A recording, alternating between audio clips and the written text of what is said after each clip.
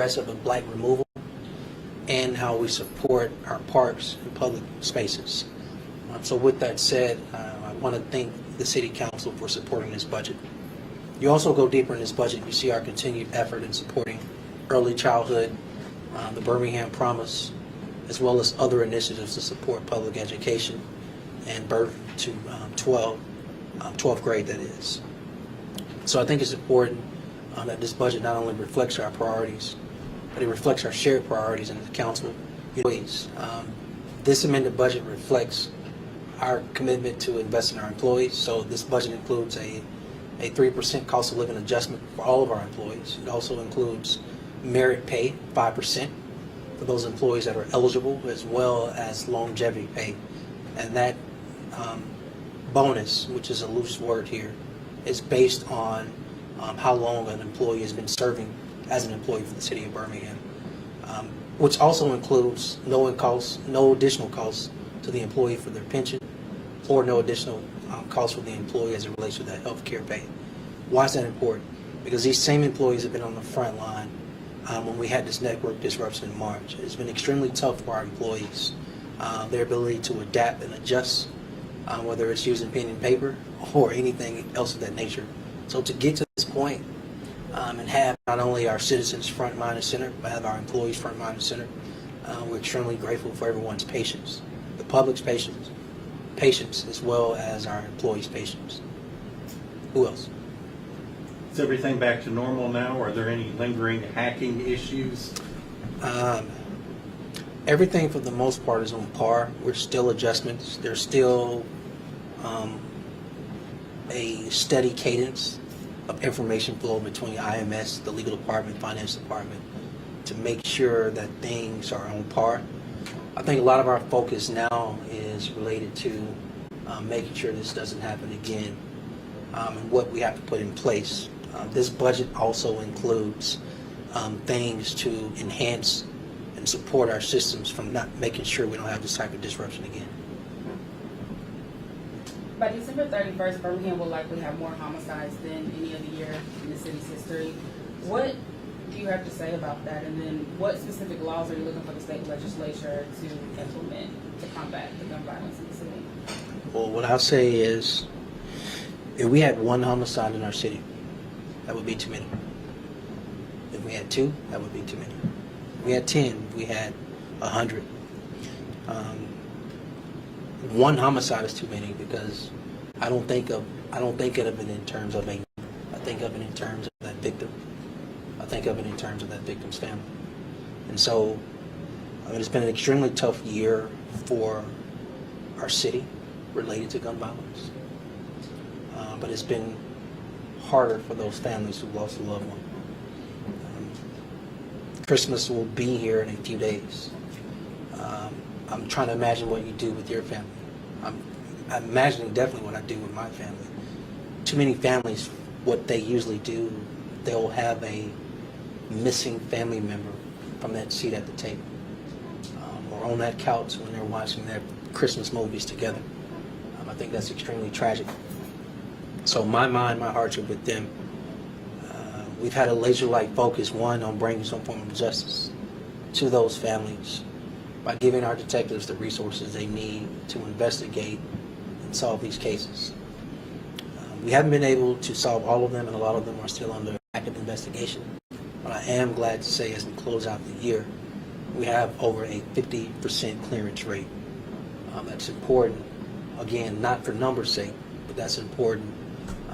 If you've been a family like ours that's been victim to gun violence, when you get the call from that detective that there's been an arrest, that's some form of relief. So that's important. It's also important to note that the overwhelming majority of residents in our city are caring and peaceful, loving residents. They're fed up like we are, like the police are, with a small percentage of people who are bent on resolving their issues by using guns in public spaces. I would say what we're looking forward to in the future is at all levels. Like you, I recently read some information that there are some elected officials at the federal level in our state that would like to disband ATF.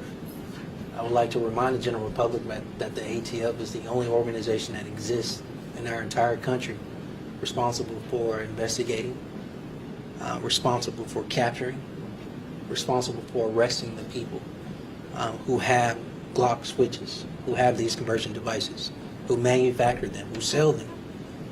Unfortunately, they are rampant on our streets. This is not a time to look at that organization and play politics. They're literally the only organization, the only on the front lines that can help a city like Birmingham go after aggressively and take these type of devices off the streets and hold the people who pull those triggers accountable. So, at a minimum, your question was, what are we looking forward to new laws? Why don't we just hold the line on that? Right? Let's just start there. So, I think that's extremely important. In my position, I'm afforded the opportunity where my position is nonpartisan, so I don't care about politics. I don't care about partisan. Who's next? Yes, sir. Would the traffic calming measures perhaps be an expansion of the pilot program in Eastlake? Would that be something separate entirely? Can you speak a little bit about that and the potential expansion of that program in the new year? Absolutely. So I'm going to separate the two. I'm going to start with the pilot program in Eastlake, which not my words, not my opinions, not my thoughts, but as we continue to gather information from residents, feedback in real time, that for the most part residents feel safer, want to come on their porches more and just sit out, that traffic has slowed down, that there's less trash, there's less illegal dumping, in the perimeter there's less shooting, in the perimeter there's less prostitution, less drug sales, etc. And so I believe that program is working. What we do on a daily, weekly, monthly basis is gather data on the infrastructure investment piece as well as on the criminal activity piece, whether it's arrests, whether it's citations via traffic tickets, etc., to make sure the program is working. And so January 14th presents an opportunity for a public hearing for residents, whether they are for it or against it, neutral, whatever position any resident who lives within the perimeter wants to take, to come forward, share their thoughts, desires, opinions, again, whether they want to see it continue or not. This hearing is designed for public input as well as the council to determine if they want to move past a pilot and a temporary vacation to a permanent vacation. What I will share with you as well as the public, and but particularly to the residents in this pilot program, if they choose to move forward with it, from feedback they'll give us at a public hearing January 14th, what we'll do is the barriers you currently see won't always exist. We'll have to move into a permanent structure that aesthetically blends in, that is inviting not only to the residents who live there, but for everyone else who peruses the area, if you would, by vehicle, by bike, walking, etc. And so we will have to beautify the current look. It can't remain that way. The biggest thing I'll say about that program is I think it has the potential to work in other areas. Here's what exists in our community. You know this. All of you know this.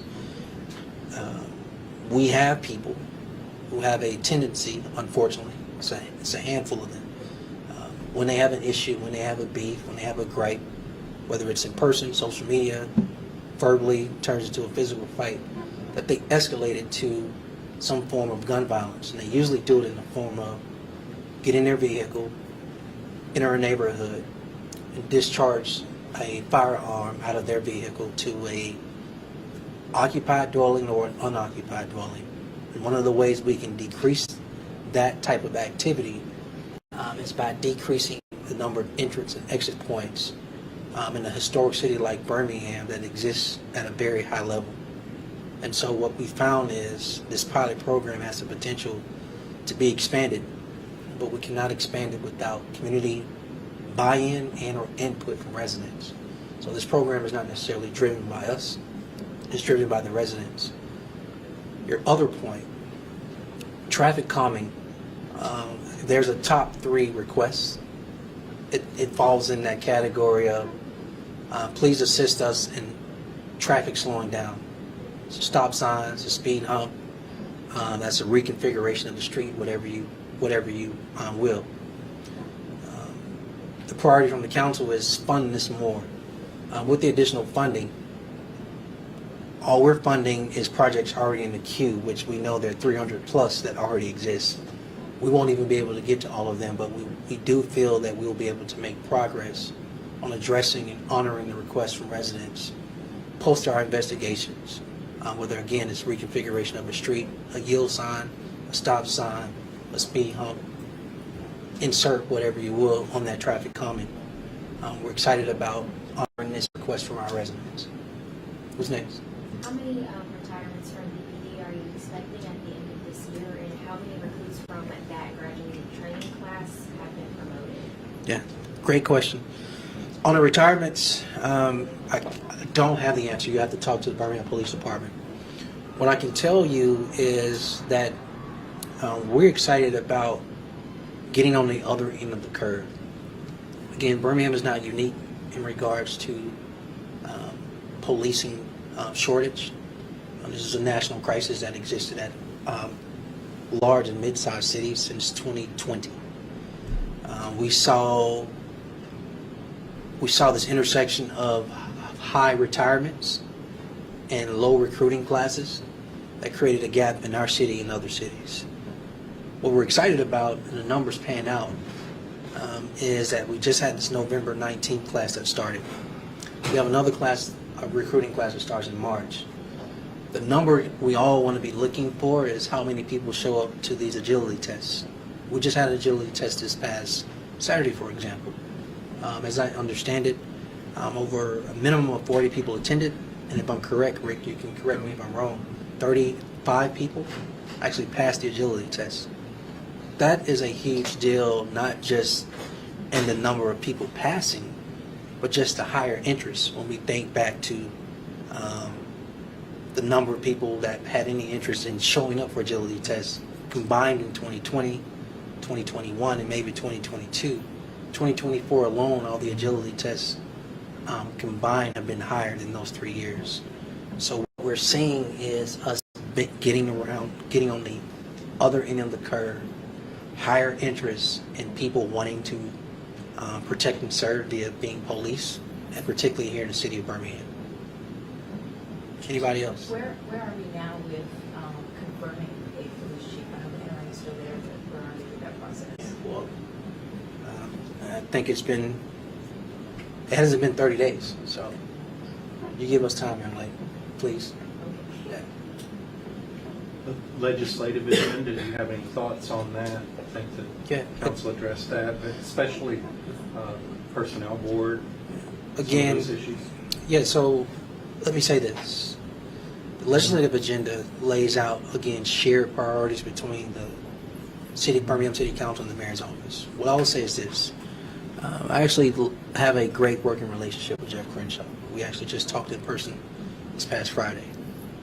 And so this is no knock to the personnel board. I want to be explicit and very clear on that because my working relationship with them is important. And as it currently stands, we have to work together. With that said, as an employer, when I talk to other mayors in the state, they don't have this process. When I talk to other mayors in the county of Jefferson, they express concern. And I want the public, and particularly the media, to help us in how we communicate this issue, because you have to separate what's happening with this. There's a back end of benefits as it relates to the personnel board, and that's employees' rights. When a person actually becomes an employee, they're afforded certain rights that even as a city employee myself for 8 years, I 100% agree with. Don't think any of those things should be taken away. 100% support. There's a front end issue. When we want to hire, who we want to hire, how much we want to pay them. And making that process more efficient, making that process smoother for the would-be employee. What we tend to find ourselves in is, Greg, I'll use you as an example since you asked the question. You apply to be a Birmingham City employee. It's December 17th. I think you have a realistic expectation to hear back in a reasonable time. But if you don't hear back in a reasonable time, what you do is apply for other things, and then here we come, the other personnel board calling you back maybe a month later saying, oh, by the way, here are the next steps in the process. Well, by then, Greg, you already got a job. We don't have the luxury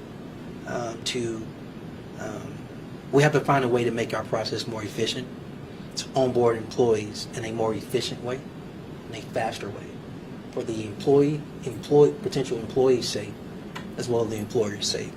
And again, that's not a knock on the personnel board. That's just me speaking as an employer and my desire. I think you get the last question, young man. Bouncing off the earlier questions about crime in the city, do you have a report from the crime commission since it has been 60 days, which was the timeline that they were given?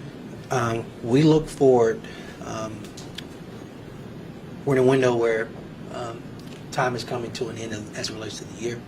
So I think we've been in a position at the beginning of the year to have that crime report not only received to me or given to me, but we'll all be in a position to hear from General Roper, the general public, as well as the media, to share the results of their report. Here's what I can say. We are in a position to study best practices, find and create more solutions, as well as get more community buy-in on addressing this issue of public safety, and particularly as it relates to gun violence in our city. Please recall that the Surgeon General of the United States of America declared gun violence a public health crisis in America in 2024. And what I tell people is that when America gets a cold, Alabama gets the flu. But when Alabama gets the flu, Birmingham gets pneumonia. And in this conversation of gun violence, we find ourselves looking to bring and pull everyone in, which is what this crime commission is made up of. Community members, faith leaders, those on the continuum of the whole public safety judicial process. That's DA's office and judges. But in addition to that, the corporate community, everybody has to be a stakeholder. Everybody has to have buy-in to address this issue. We won't solve this issue if the onus is only on the police and the mayor's office. And so I'm excited about what this crime commission, what will be in this report, and then how we go about, via their recommendations, ideas, and solutions on solving this issue. And one thing very simple: decreasing gun violence in our city. That's the priority. Thank you all so much, and I hope everyone has a good Christmas. Thanks, everybody. Thank you, Mayor. Yes, ma'am. Oh, wait. What do you think?